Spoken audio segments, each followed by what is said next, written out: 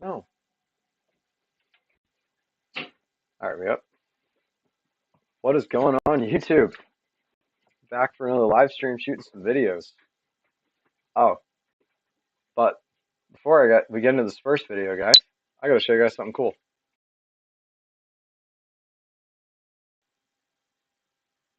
So this happened. So we're kind of doing a little bit of a celebration live stream. You guys bring joined. First off, on this, I just want to thank everybody for hitting that subscribe button and getting me this far.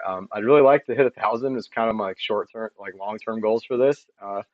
But yeah, so I just want to say thank you to everybody who has subscribed thus far. I'm really glad you're enjoying my content, and yeah, we can go ahead and actually get into some real videos now. All right. Okay. So with that out of the way, what is going on YouTube? Welcome back to another video. And in today's video, we're going back to Colossal again. I know this is going to be kind of spread out. I'm a little bit behind the times. But yeah, we're going and talk about how Colossal has said they are going to bring back the dodos. So previously we went over them bringing back the thylacine, which is really cool, and how they plan on doing that. So this is kind of the same thing, but with the dodo birds. And this is one that I 100% see no reason whatsoever why we shouldn't just bring them back. We've got the DNA, the all of this stuff is still there for them on their original island. Granted, there is still issues, with what went them extinct in the first place. It wasn't just humans, although the stories behind how humans de-extincted the dodos is freaking crazy in itself, and it's tied into other things, which is really cool, and we get into that further along into the video. And I think in the end, they were just kind of walking around and bashing them on the heads because they were bored. So that being said, dodos are really cool birds, and to be able to see one alive in person within my lifetime is just something that I think is going to be extremely cool and extremely great. So let's go ahead and get into this article.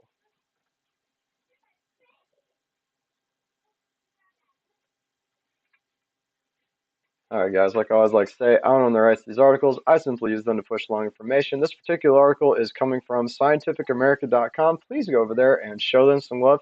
A de-extinction company wants to bring back the dodo.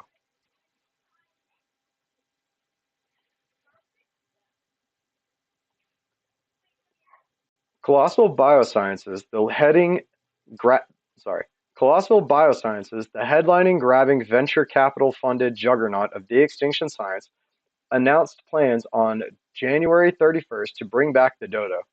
Whether bringing back a semblance of the extinct flightless hang on.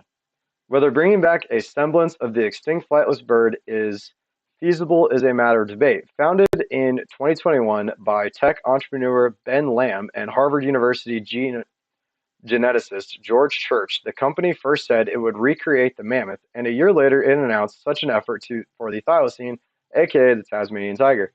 Now, with the launch of a new avian genomics group and a reported 150 million of additional investment, the long-gone dodo joins the lineup. In the world of extinct animals, the dodo carries some heavy symbolic weight. Native to Mauritius in the Indian Ocean, it went extinct in the mid to late 17th century after humans arrived on the island. The ungainly bird, which stood around 1 meter tall and weighed about 15 to 20 kilograms, represents a particular kind of evolutionary misfortune. Hang on, guys. Come on, Luna.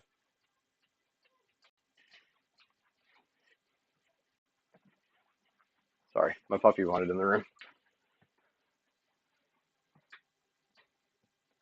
It should have been afraid of humans, but it wasn't. The bird blatantly walked up to sailors to receive, so received history goes, and didn't flinch as their peers were killed around them. The dodos, which reproduced by laying a single egg on the ground, were also predated by other species. I'm also going to have to go close the door.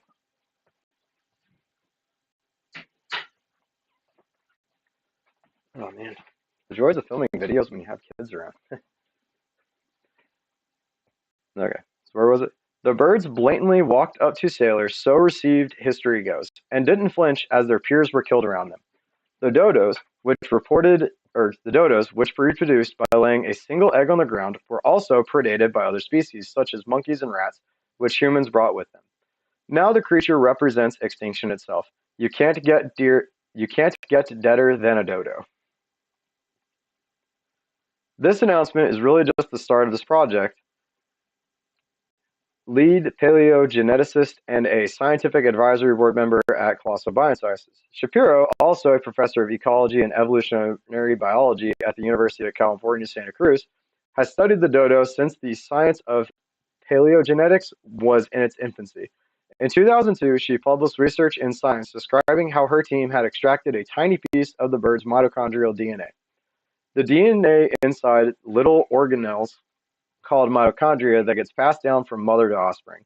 That snippet of mtDNA shows the dodo's closest living relative was the Nicobar pigeon. Then, in 2022, Shapiro announced that her team at UC Santa Cruz had reconstructed the dodo's entire genome. Though the journey from mtDNA, mitochondrial DNA, to genome took decades, the path from genome to a living...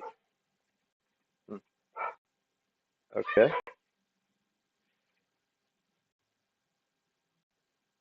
Though the journey from mtDNA to genome took decades, the path from genome to a living, breathing animal is even more formidable, involving an enormous intersecting set of I can't talk today. Oh, wait, crap. I'm not recording any of this. That's not good. We probably gonna have to start this over, unfortunately. Oh, crap. That sucks. I'll just go and film the first half of it.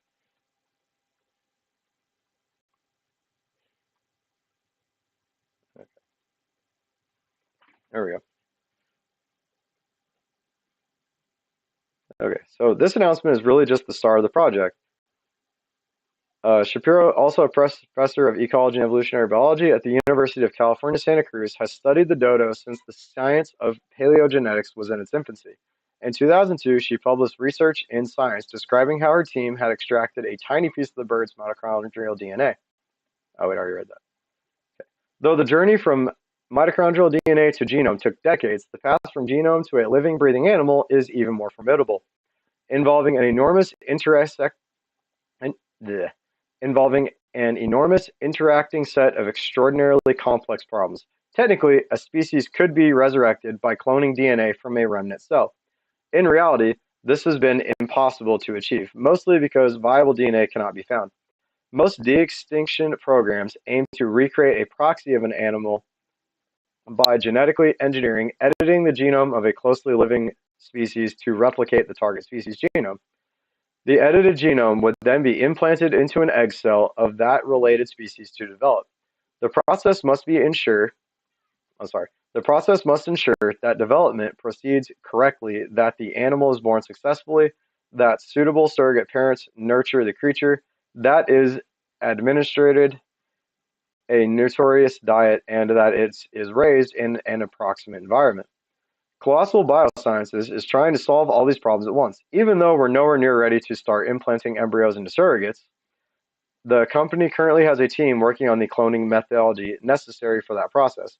It also has multiple teams working in parallel on problems of computational biology, cellular engineering, stem cell reprogramming, embryology, protein engineering, and animal husbandry, among other focuses. One of the biggest challenges in the reconstruction of the dodo is a problem for all avian genomes. With mammals, the process is like that used in creation of Dolly the sheep, the world's first animal to be cloned successfully from adult cells. But Shapiro says we can't clone birds. Cloning... No, just let her outside. Okay?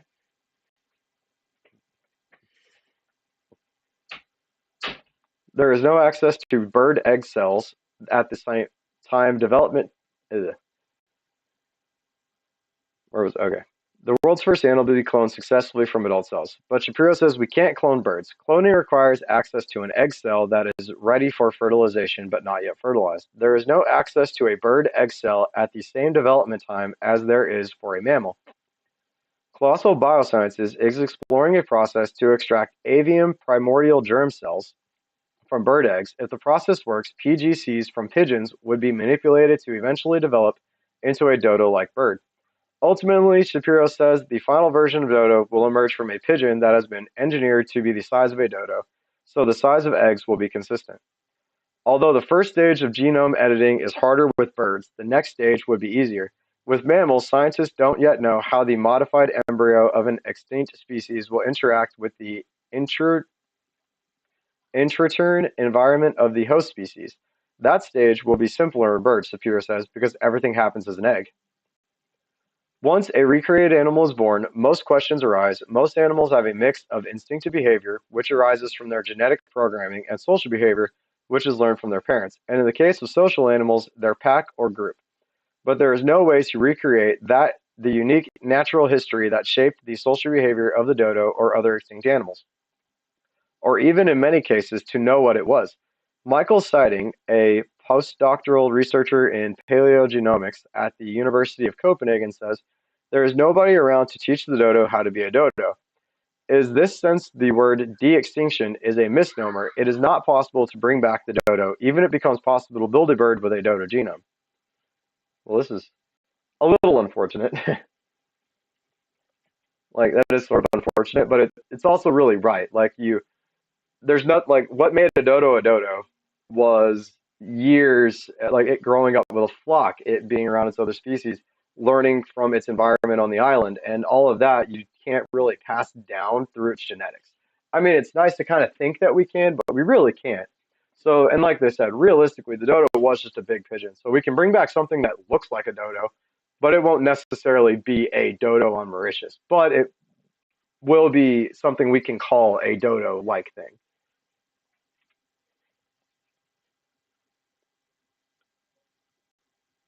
Beyond behavior, the dodo proxy must survive in a world that is significantly different from that of more than 300 years ago, when the dodo went extinct. Yet not much is known about how dodos functioned in their ecosystem. The birds lived only in forests in Mauritius, they had no large predators, they were slow to reproduce, laying one egg per year, and it's believed from ancient sailors' reports that there were once thousands of them. Another challenge for de-extinction is ensuring the well-being of the genetically engineered dodos. A goal here is to create an animal that can be physically and psychologically well in the environment in which it lives, Shapiro says. If we are going to bring back something that's functionally equivalent to a dodo, then we have to find, identify, or create habitats in which they're able to survive. Shapiro points to environmental restoration on Mauritius and surrounding islands. There is hope that work focused on dodo habitat restoration could have knock-on benefits for other endemic plants and animals, and even that the reintroduced bird may directly contribute to restoring its own ecosystem. Giant tortoises introduced to an island near Mauritius to replace an extinct species have helped revive native ebony trees by eating their fruit and distributing their seeds around the landscape.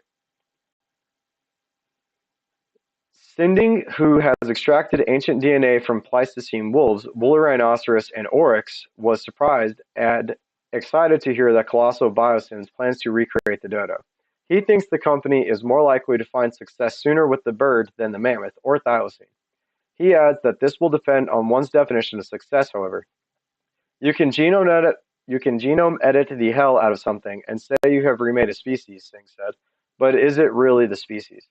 The dodo is a good choice because the fetus development happens in short time spans inside an egg and not in a surrogate mother like a mammoth, which would have to be gestated by an elephant for nearly 2 years, Singh said. It would be slightly easier to work with a chick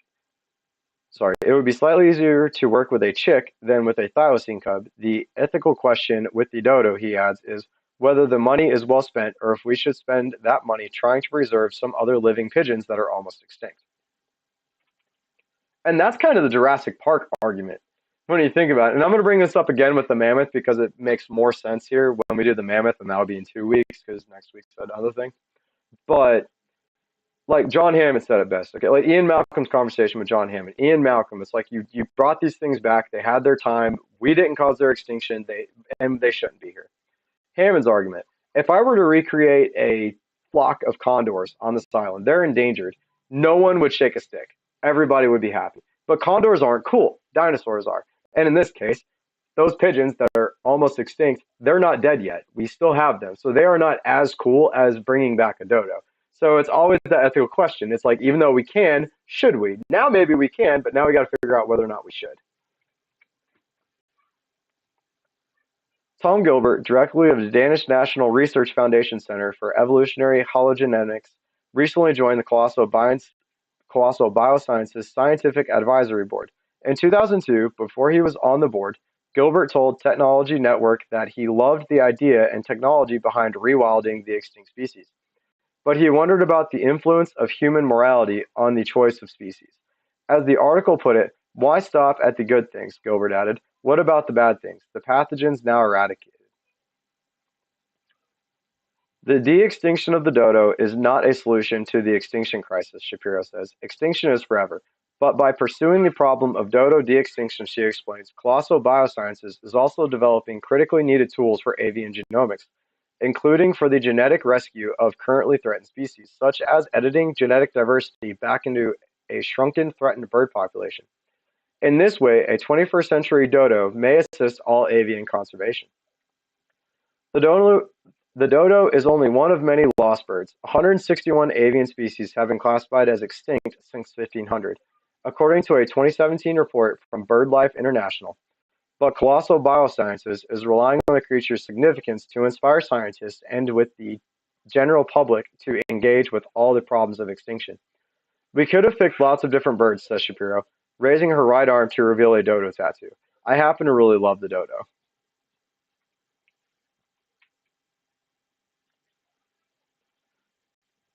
All right, guys, and there you pretty much have it. Like, the real question is on this one exactly is should we do it?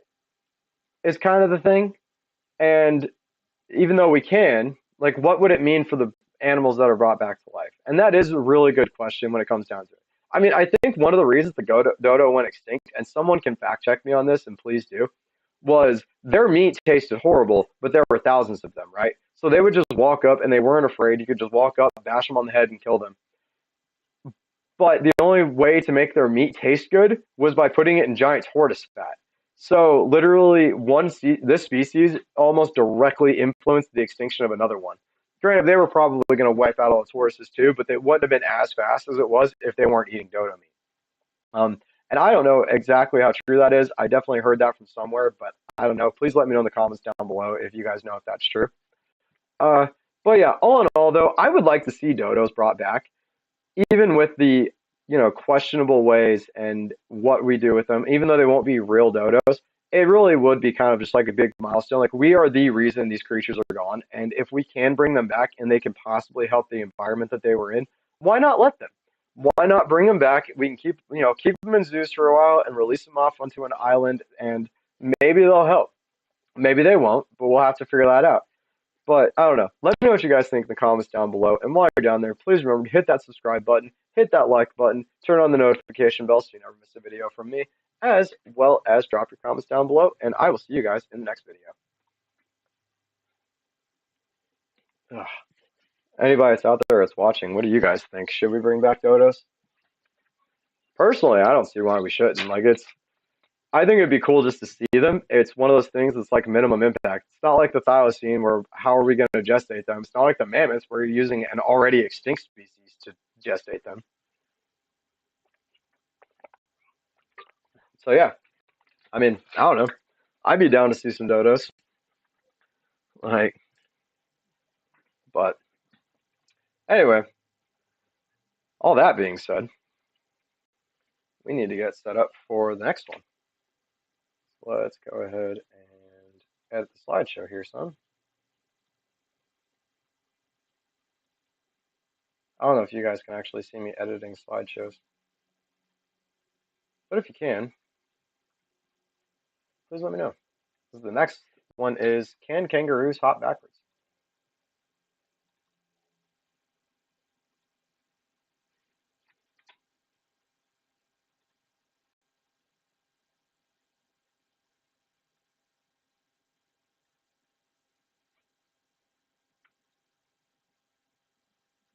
There we go.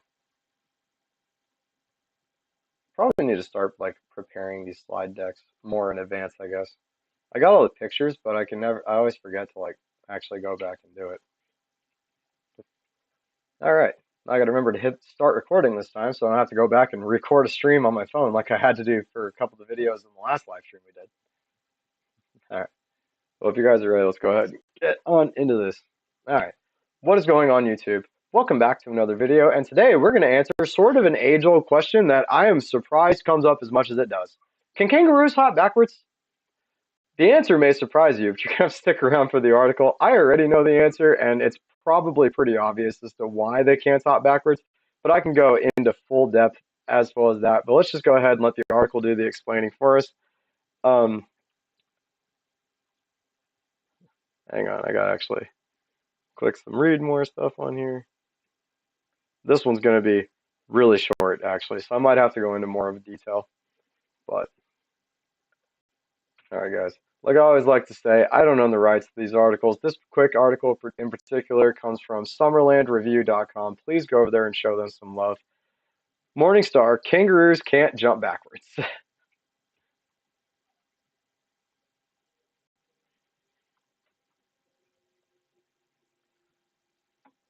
All right. The Okanagan saw some raindrops fall yesterday, but it wasn't. All right, here we go. This is actually like one paragraph long, guys. This is not going to take very long to go through. Kangaroos are well known for being able to jump high and fast, capable of jumping about 70 kilometers per hour, with their sweet and comfortable spot sitting at 20 to 25 kilometers per hour. They must move forward fast, but they actually can't jump backwards. This is because of their thick tail, which acts as a counterbalance to their front-facing movements. But because their feet and tail are so big and heavy, kangaroos can't walk very well, whether that be forwards or backwards. And that's it. Excuse me. That's the answer. Can kangaroos hop backwards? No, they cannot. So I can go a little bit more into depth on that. It's not even so much like, yeah, okay, they can't jump backwards because their tail gets in the way. Um, they're actually not physically capable of doing it. Their legs are designed. So the way a kangaroo's legs are designed, imagine like a big spring, okay? So as they're hopping forward, because their knees face backwards, right, on kangaroos. And here, let me pull up pictures. Actually, we're just gonna go back to this page. So the way the kangaroo's knees work, so their knees are normal, but their ankles, their foot is very long. The whole bottom of their, like this piece right here, that you guys are seeing on the screen right now, that's actually just an elongated foot, right? So running behind that foot is a set of tendons. So every time it hits the ground, it basically spring loads that tendon and just springs them forwards. Like if you got basically same principle as like a slingshot, right? So because of that, that's what allows them to give those big bounding leaps all across. And every time they land, it is land and it resets the spring, and then they jump forwards again. It's all about momentum with them when they keep going. But because of how that's set up, they actually can't spring backwards because that's against the way the spring would move if you were trying to do it, just like recreate it. So they are actually not so much that like they can't, they like just jump backwards like because their tail gets in the way. That's actually just a way simpler explanation. They are actually not physically capable of springing backwards. Now, if they did happen to find themselves in that situation, they would literally spring onto their backs. But luckily, though, their tails get in the way. Fun fact about that is also that's what gives them that really strong kicking power. So whenever they like kick their legs back and they'll reel back on their tails and they shoot their legs forward, it's almost like a dagger because they got really sharp toes on their feet. And it's the same thing that allows them to jump that gives them that crazy kicking power and essentially stabbing force. So yeah, that's just a really fun fact. Kangaroos cannot hop backwards. I hope you guys enjoyed this short little video. I know it's not as long as the ones we normally do, but yeah, it is what it is. Sometimes the answer is just that simple. Please remember though, guys, if you did enjoy this video, please remember to hit that like button, hit the subscribe button, drop comments down below with anything you'd like for me to see next, as well as turn on those notification bells. And all that being said, guys, I will see you in the next video. Yeah, that one. I thought this article was longer. I got tricked. Like I also didn't realize this is like a straight up just news site. But I thought it was cool they had the picture of the black kangaroo. So we got a few good ones out of that. The next one we're doing though is some cryptids. What's devil?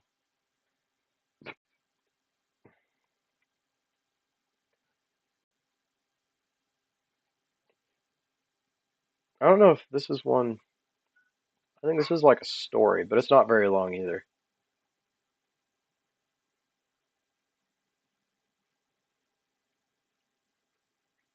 Eh, you know what? We'll do a deep dive. That'll work. It'll make the video a little bit longer.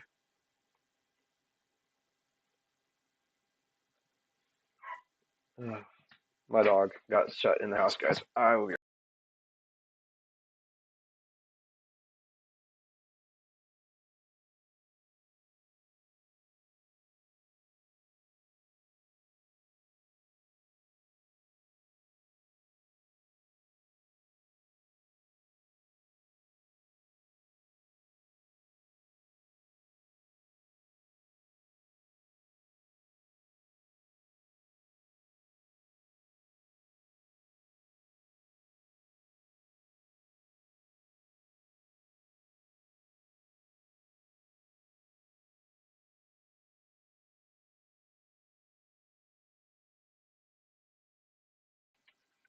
All right, and we're back.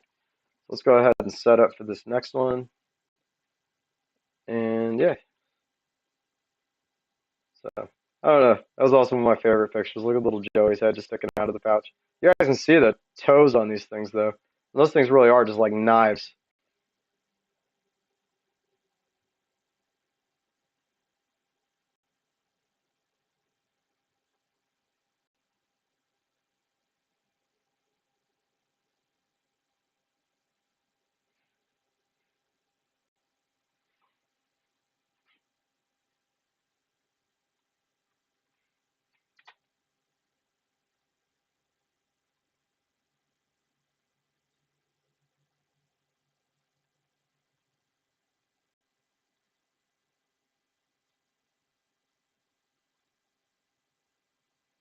Man, why does it keep going back to that? Wrong one. There we go.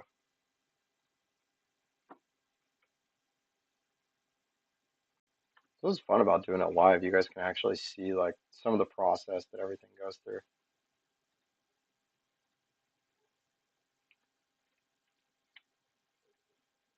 All right, everybody ready to come play? After this, it might take a minute, so I actually got to like reload some of the videos that I was coming up. There we go. All right, let's get this recording going. What is up, YouTube? Welcome back to another Cryptid Saturday. And in today's Cryptid Saturdays, we are going over the cryptids of New Hampshire. So I actually found a couple of articles, one that has like a couple of things, and then one that goes into a deep dive on, I guess, somebody's experience with one of these creatures. So yeah, let me know in the comments down below what you guys think. Are you guys from New Hampshire and you guys have heard these legends before? I'd really like to know that. And let's go ahead and get into some articles. Whoops.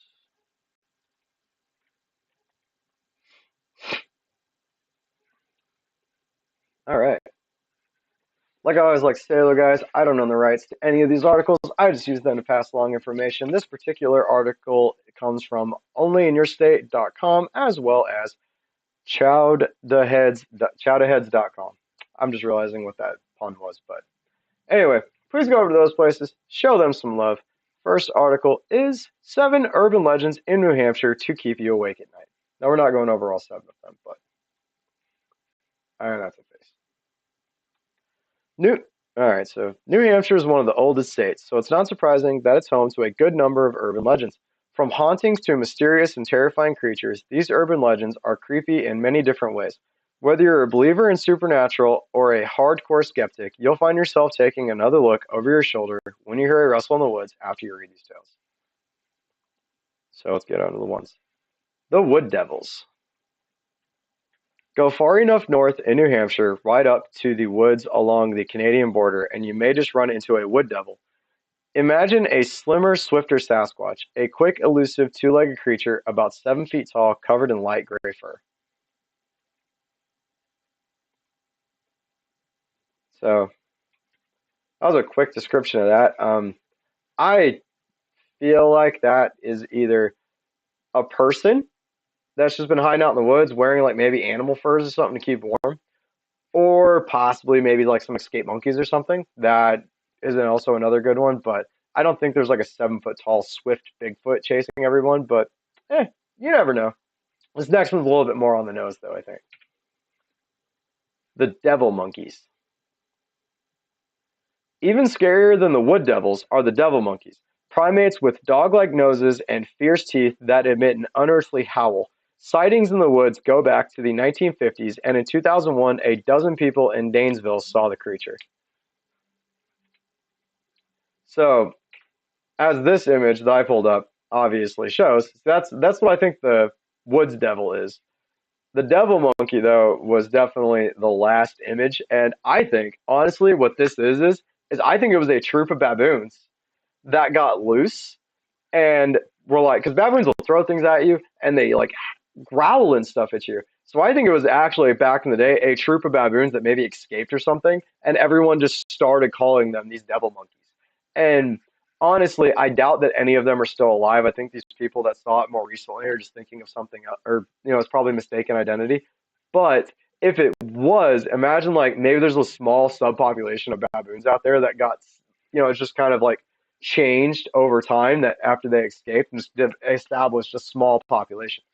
Is that likely? No, I highly doubt it. Like you would probably know because baboons are like very up close and personal. But it also may not be baboons. They're just the thing that's popping into my head that it could be. But I don't know. Let me know down in the comments down below what you guys think.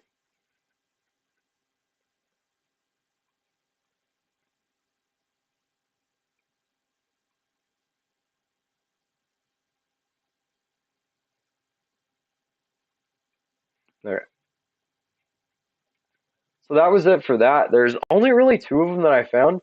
The next article though goes into a actual sighting of the wood devils. So since there was only two, I felt like we could go ahead and just do like a deeper dive, and yeah, kind of explore maybe some of the myth and lore a little bit more, get an actual eyewitness sighting before we make up our minds on the wood devils.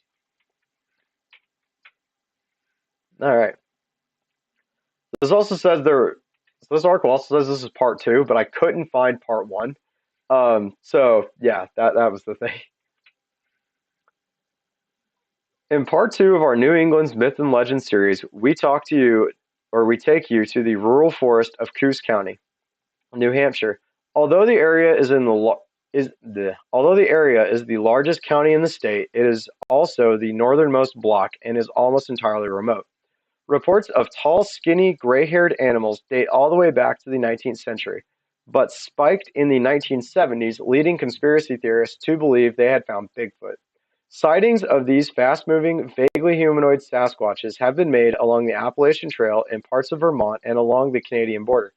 But Coos County remains the primary hotbed of wood devil activity, especially the White Mountains. According to witnesses, you can almost walk directly into a wood devil before you even know it's there. Their gray color and slender build allows them to hide in plain sight by standing against a tree trunk. Once spotted, they emit awful, heart-wrenching screams. An amateur photographer and northern New Hampshire resident identified only as Will shared the following anecdote with phantoms and monsters. I enjoy photographing the outdoors and try to get out at least once during each season.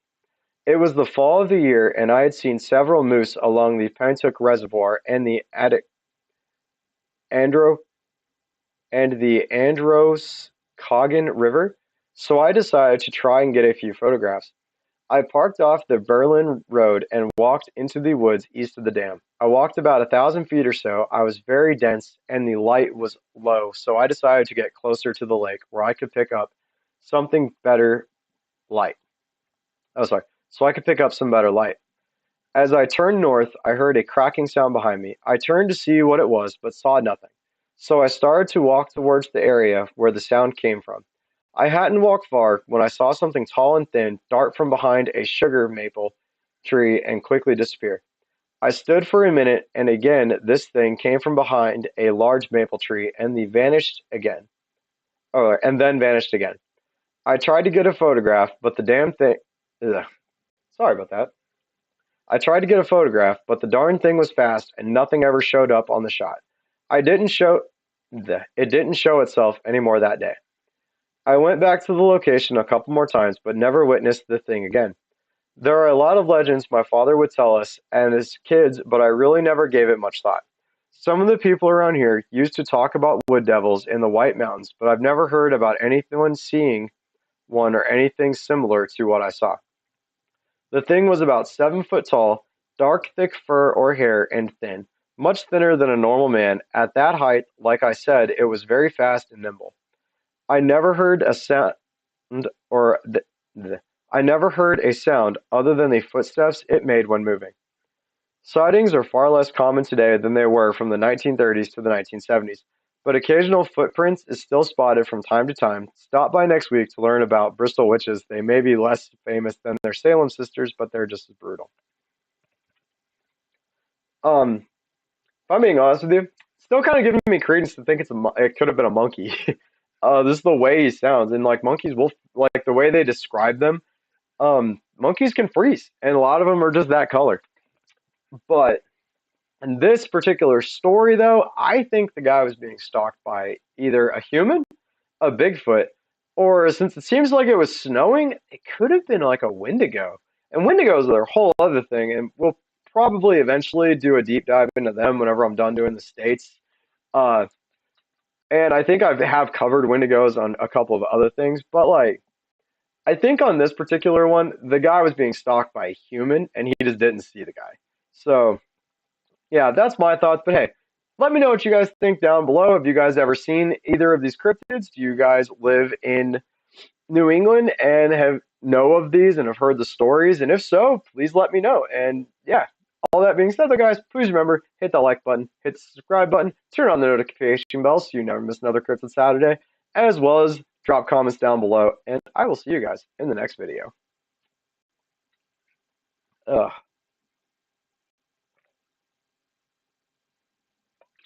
Man, it's hard to talk. We've been ugh, going through a few of these, but anyway, um, well, let's go ahead and I gotta kind of drop this down so I can bring up the next articles. I had like more up, but it was making my computer run too slow. Let's see, Arizona State Fossil. We got slide decks prepared and everything too, I guess. There we go. Arizona State animal. Which that one's gonna be fun. Like that was this animal I legit didn't even know existed. And I know a lot, like, but this one was actually rather surprising just in the way it looks. And then Cryptids of New Jersey, which has another two things, and that goes into the Jersey Devils. So a little bit of foreshadowing there if you've actually stuck around for 37 minutes. Wonder, I can see like people watching, right? In my stream here. Yeah. Anyway.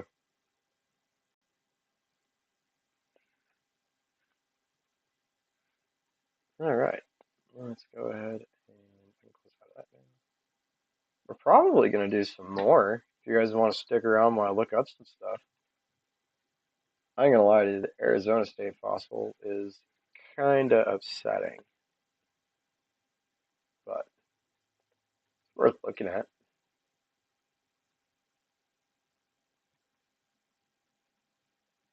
And I say upsetting, it's like most places state fossils are animals, and Arizona's kind of surprised you, to be honest with you, because it is none of those. The Arizona State fossil is a tree. I know, right?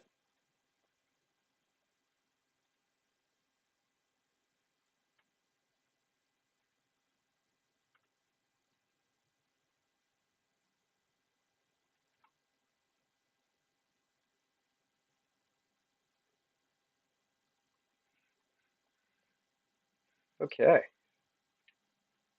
let's go ahead and do this. Man, what is going on, YouTube? Welcome back to another video, and in today's video, we are going over the Arizona State fossil. Before we do that, guys, I would like to drop some comments down below if you guys are from Arizona, and if you guys know what it is, please drop in the comments down below, and we'll see if you're right. So that being said, let's go ahead and get into this article.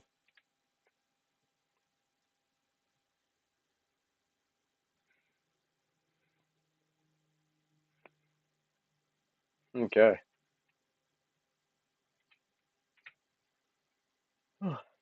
Like I always like to say though, guys, I don't know the rights to these articles. I just use them to push long information. This particular article is from fossilara.com. Please go over there and show this some love. Arizona State fossil, petrified wood, and I'm not even going to try and do scientific names on these ones, guys, because I will butcher all of them.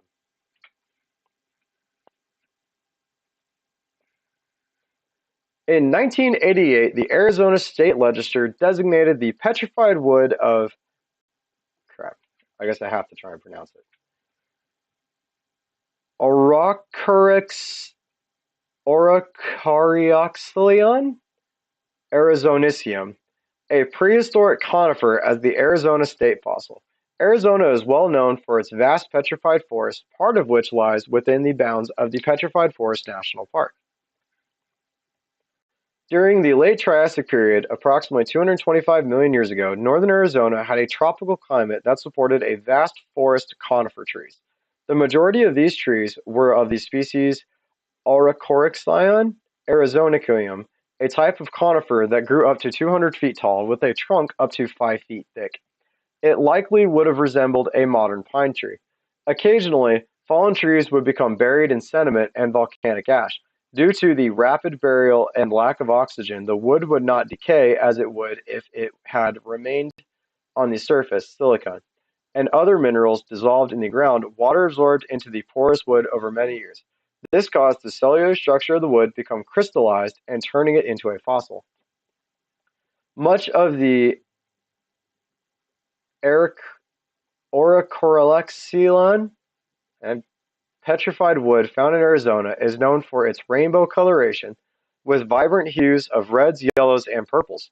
While the silica that replaced the original wood is clear, other minerals, in particular iron oxides, provide the color to the fossilized wood. Some of the most colorful petrified wood can be seen in the Petrified Forest National Park, which was established as a national monument in 1906 and made into a national park in 1962. Petrified wood is also state fossils of North Dakota and Louisiana. So, a little bit of foreshadowing there.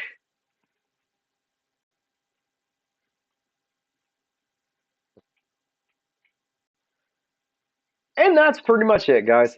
Did y'all know that Arizona state fossil is petrified wood? And can anyone tell me how to pronounce it? Because I'm just going to go ahead and show you guys. In particular, this word is really hard to pronounce. This Araucarioxylion. I don't know. It's more fun for me to just try, and you guys can make fun of me in the comments down below. But like I said, in those comments, let me know if you guys already knew that. Let me know if you were from Arizona and there's anything else from your state you would like for me to cover. And while you're down there, please remember to hit that like button, hit the subscribe button, turn on that notification bell so you never miss another video from me. And follow me on all my other social medias, and I will see you guys in the next video.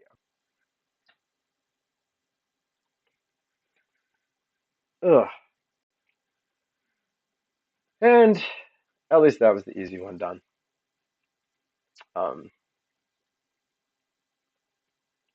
The next one was really cool because I didn't even know this animal existed in North America. So learning about it and learning that it's like a state animal was really awesome to me. You guys will get a quicker glimpse of it than the other ones did. Actually, it won't. So I'm turning off the slideshow so maybe y'all can see anything. Excuse me. Oh crap. Add video.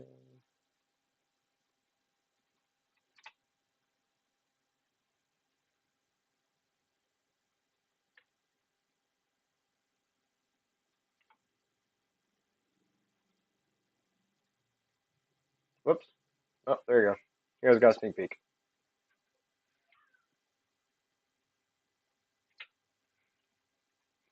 All right. Oh, let's get going on this one. What is going on YouTube? Welcome back to another video, and in today's video, we are going to go over the state we are going to go over the state mammal of Arizona. Not the state animals, because I couldn't really find a whole lot in Arizona, to be perfectly honest with you. Had a lot of other issues with this particular state when I was looking for this, but I did manage to find this animal, and I didn't even know this animal existed. I really didn't. I don't think I've ever seen one in a zoo. I don't think I've obviously never seen one like in person. It looks like a weird mix of a squirrel and a raccoon had a baby. So let's go ahead and hop into this article and I will show you guys what I'm talking about.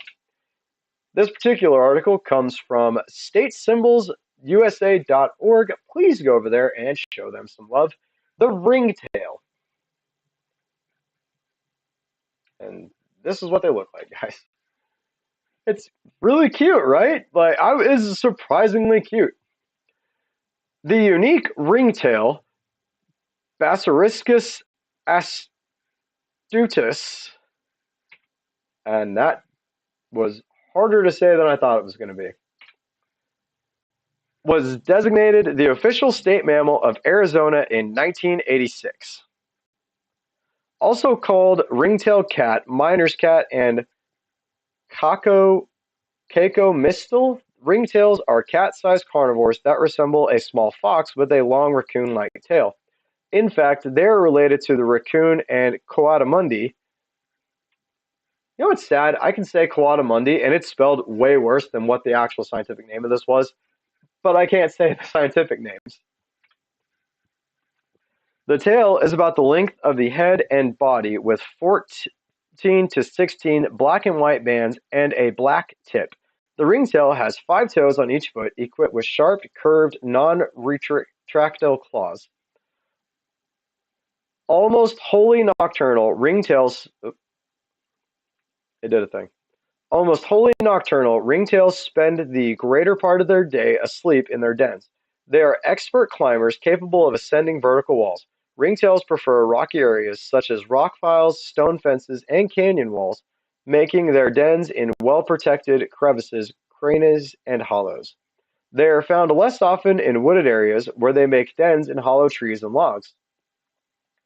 Ringtails eat a wide variety of food, small birds and mammals, rats, mice, squirrels, cottontails, carrion, snakes and lizards, toads and frogs, insects, grasshoppers, crickets, spiders, scorpions and centipedes, and fruit, mostly native persimmon, hickleberry, and mistletoe.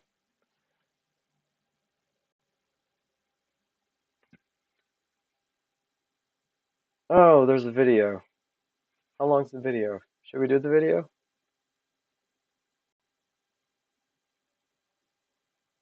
You know what, guys? The video is a minute long and it's on YouTube, so let's go ahead and watch it. Why not?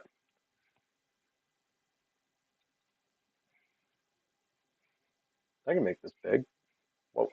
Yeah, here. Let's check this out.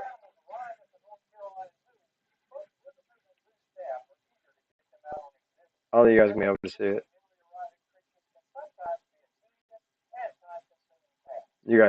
Can you guys hear it?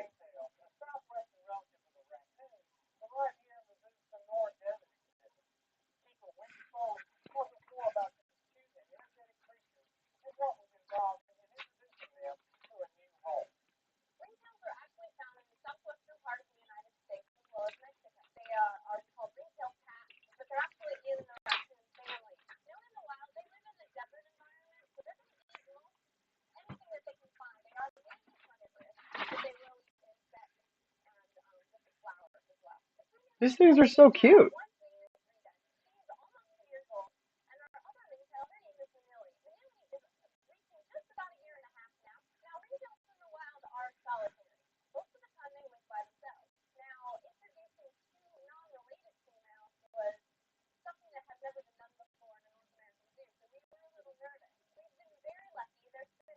What? This is the one that's gonna get me copyright struck. Watch. I don't think it's. Yeah, I don't think it would be.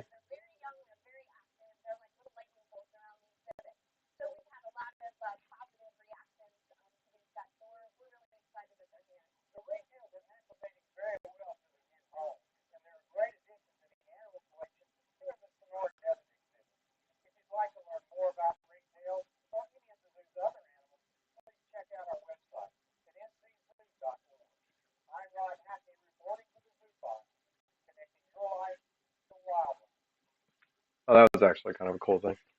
All right. Well, there we go. And there you have it, guys. If you guys want to go see ringtails in person, please go over there to which zoo was it? North Carolina Zoo. If you guys are in North Carolina and you want to go see what ringtails look like, they're the state animal of Arizona. I didn't even know they existed, but I almost wish I could have one as a pet. They're very cute, and I'm actually kind of surprised they're not in the pet trade. People have raccoons as pets, but they don't have those things. Maybe they just don't make good pets. Maybe it's been tried. But anyway, that being said, guys, there's the state animal of Arizona. Please let me know if you guys actually knew that prior to this. If you guys live in Arizona and want me to cover anything else in your state, please let me know that as well.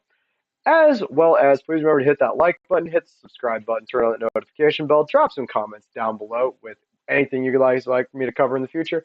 And I will see you guys in the next video. This is actually cool. We might actually do some reactions today. I don't know. I only got like one planned video left to shoot, but if we could find some more, that'd be kind of fun.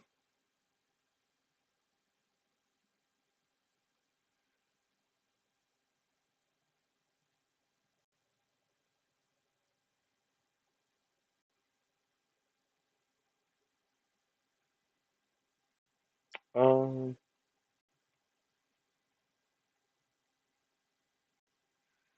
I need to make this a little bit bigger. There we go. Oh, I can't read that for nothing.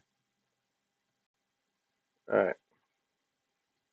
Oh, I understand why I had that set that way. Okay. Well, let's go ahead and fix this.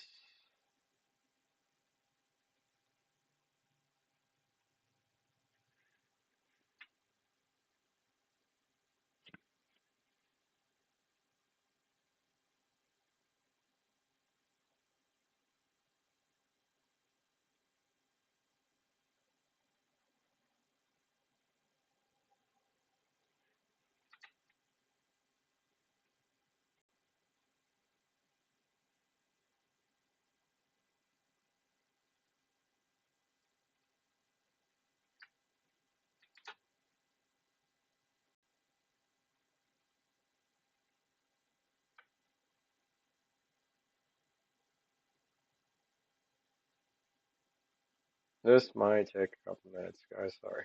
There we go. All right. And switch over. All right. You guys ready? I know like nobody's watching, but it's okay. This will get seen by someone eventually. All right. Well, I'm gonna drop that down too. What is Here we go. What is going on, YouTube? Welcome back to another Cryptid Saturday, and in today's cryptid video, we are going over the cryptids of New Jersey. Wait, did I say that right? It's New Jersey, right? Yeah. So New Jersey has probably one of the most famous cryptids that is actually out there in the Jersey Devil, and we are definitely going to be covering that. I think there was one more. I actually came up with two articles today. I think one goes into actually a more deeper dive into the Jersey Devil because it's one of the more famous cryptids. So I was like, let's go check it out. There, guys. Please remember the yeah. So let's go ahead and just get into it, guys.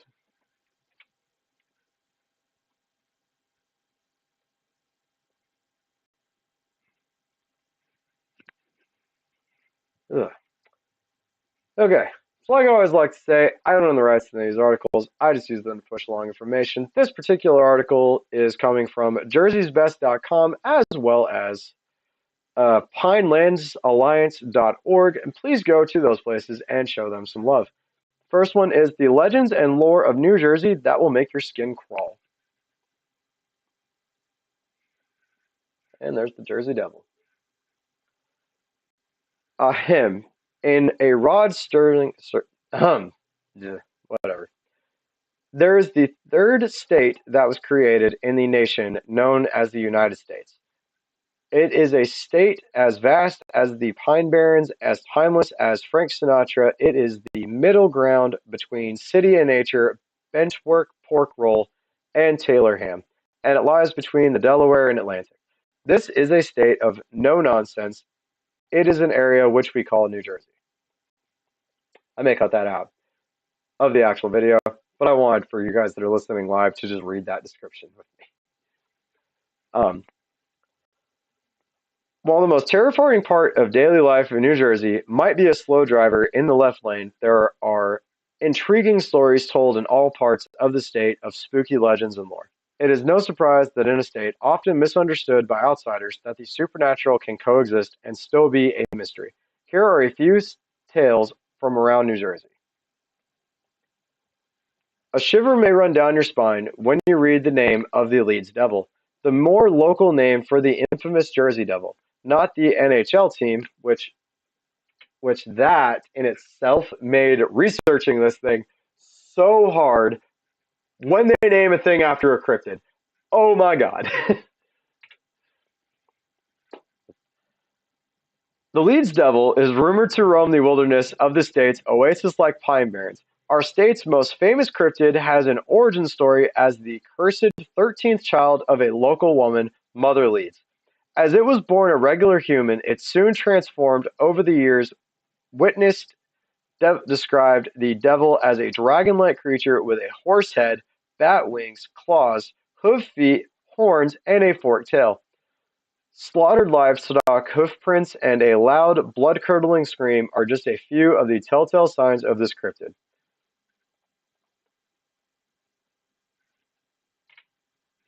And I am just going to go on a limb here, guys, and say I don't think the Jersey Devil was ever a real thing. I think it's one of those stories and stuff that just kind of came about that you would tell your child, don't go into the woods because this, or this poor woman may have like lived out in the woods and she had like a child that had a deformation or an abnormality, and like that maybe spun itself into this weird thing, kind of like a Melonhead-esque thing that just went crazy over the years. Because I mean, come on, all none of that can go onto one animal, but some of the things you could attribute to different things, like mountain lions screaming in the middle of the night, wolves killing livestock, coyotes killing livestock. Um, but now, like the weird part about this is like I think they have found like hoof prints on people's roofs when it comes to the Jersey Devil, but like, I don't know. It's kind of like a weird thing. It's a weird way to prove a prank, but it doesn't necessarily prove that it does exist to me. But it doesn't, I guess, disprove it either. So I don't know. This is where I need you guys to let me know in the comments down below, especially if you're from New Jersey. Do you guys think the Jersey Devil is real? All right, so with names like Shades of Death, it is no wonder the paranormal has found a home on Shades of Death Road. Uh,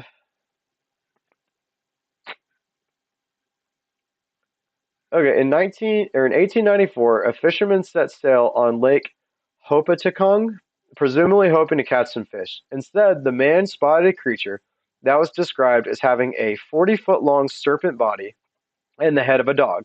Now officially named Hoppy, this cryptid is said to be a friendlier creature than most, and it's even considered a member of the local lake population. Despite this, Lake Hoptakong's sea serpent caused a lot of panic during initial sightings and supposedly was shot at with no effect.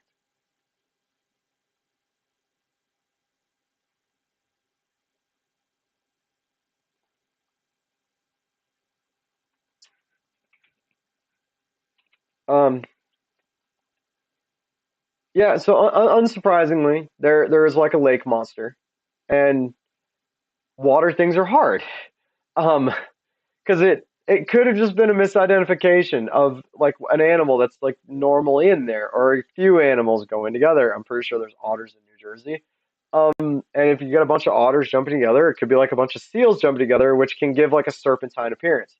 Um, but the fact that they were actually shooting at something kind of leads me to believe that they definitely saw something. Now, what that something is, I honestly don't know what it could be, but it could also just be that there's a sea monster in the lake. So let me know what you guys think about that one as well.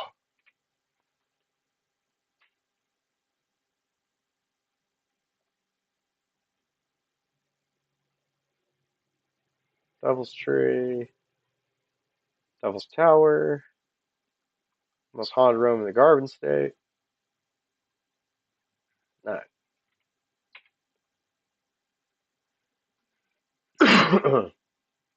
Excuse me. Oh god, that actually hurt.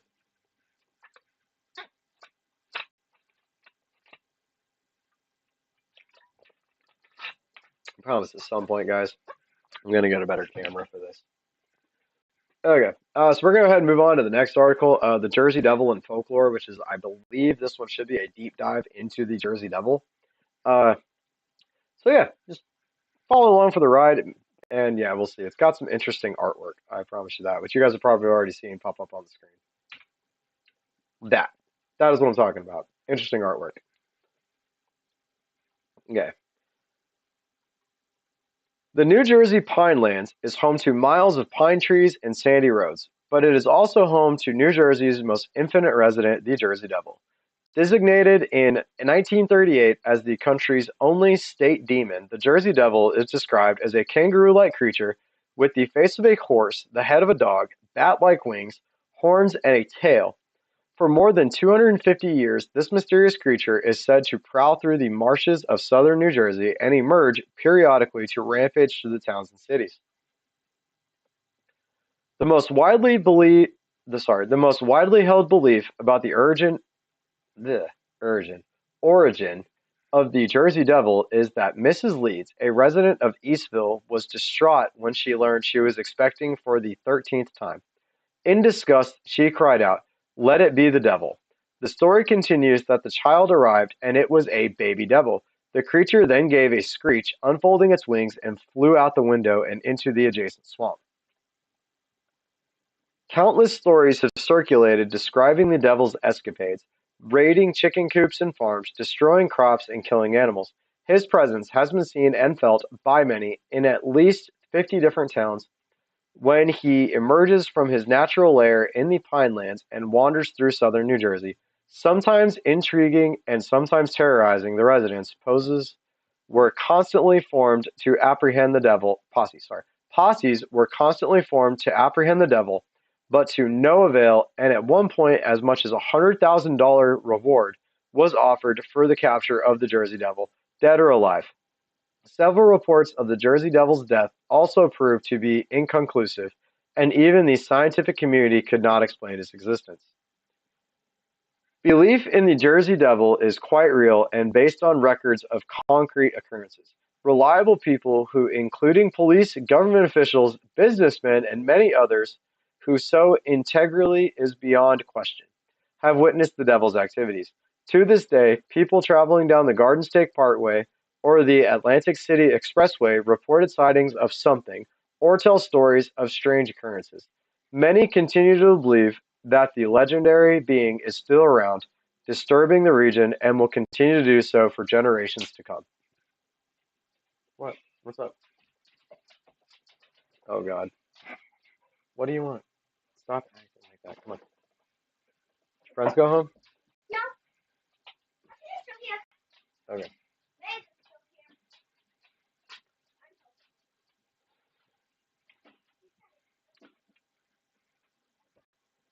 Okay. Well, so that doesn't necessarily take down. I'm starting to wonder if there wasn't like an actual kangaroo just loose in a place, and maybe like the flying thing came from the fact that it could jump. I don't think. It also, like I said, I really do believe it was just maybe a local legend that's just taken on a life of its own throughout the years. The fact that a lot of people have claimed to seen it, and a lot of people, or maybe not so much seen it, but seen like essentially the destruction that it's left in its wake, is kind of interesting to me. But yeah, I don't know, guys. Let me know in the comments down below what you guys think, and yeah. Before, but while you're down there, guys, please remember to hit that like button, hit the subscribe button, turn on that notification bell so you never miss another Cryptid Saturday, as well as follow me on my other social medias, which are going to come up at the end. And I will see you guys next Saturday for Cryptid Saturdays. My dogs decided to start fighting behind me. You guys want to see? They're right there. That was my crazy puppy. All you can see is her butt wagging her tail. Well, I ain't gonna lie, guys. I've been going for an hour. I don't really have anything else that I kind of on deck to cover. So once again, I can't thank you guys enough for 400 subscribers. I never thought I'd get this far. And if you guys like what I'm doing, please recommend me to some friends. It only helps out the channel. And yeah, I just want to say, hey, thank you guys, and I will see you guys in the next stream.